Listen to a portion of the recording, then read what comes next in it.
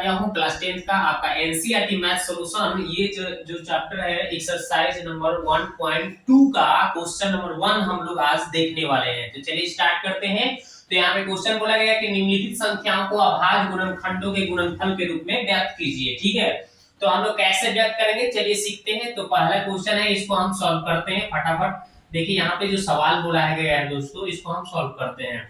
140 को हम क्या करेंगे, देखिए ऐसे तोड़ लेंगे, कितना हो जाएगा 70, फिर 2 से करेंगे 35 हो जाएगा, और फिर यहाँ पे 5 से काटेंगे तो हम कितना हो जाएगा 5 से 35, यानी 7 से फिर काटेंगे 1 हो जाएगा।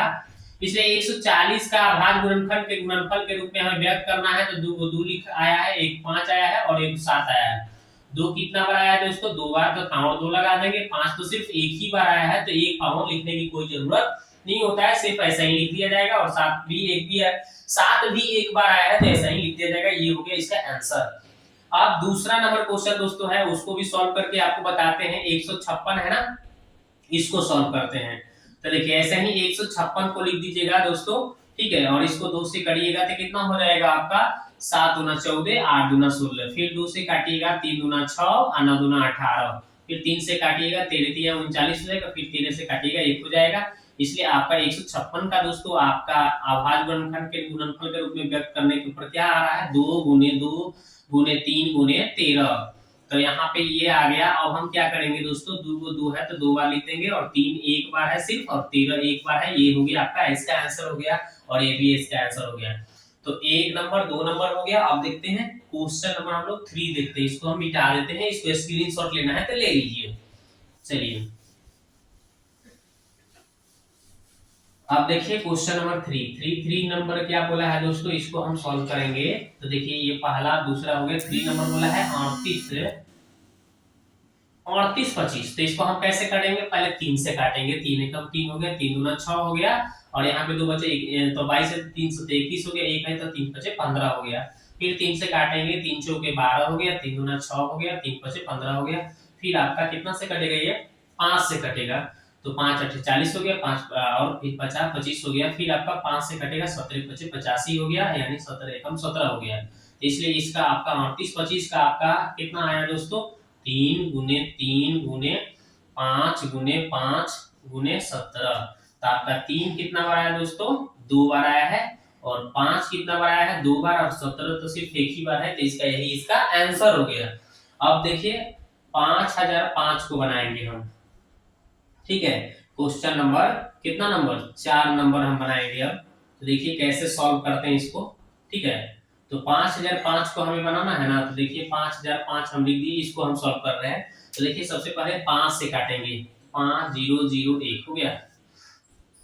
उसके बाद हम 7 से काटेंगे, तो 7 एकम 7, 3 बच गया, 30 चौक 28, और 28 हो गया ना, तो 2 हो गया 21, 3 7 तरीके 21 हो गया।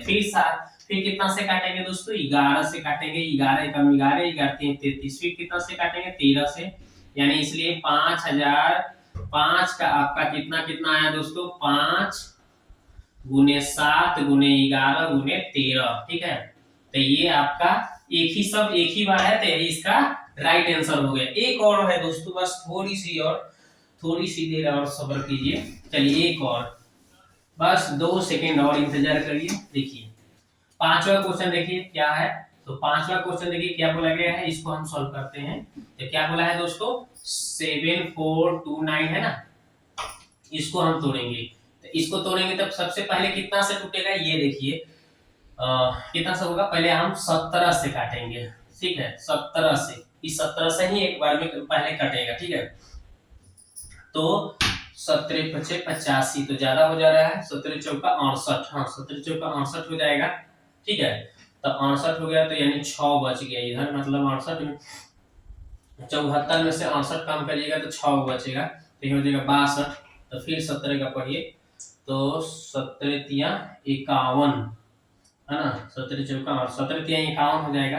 तो फिर कितना बचेगा आपका इधर 62 था ना, तो इधर 51 हो गया, तो यानी कि आपका कितना हो गया, फिर आपका नहीं, अगर आपको ऐसे अगर दिक्कत हो रही हो तो क्या करना है, आपको ऐसे भाग लगा देना है, बस कुछ नहीं करना है। तो फिर 17 चौका 68 लिख देना है, ठीक है।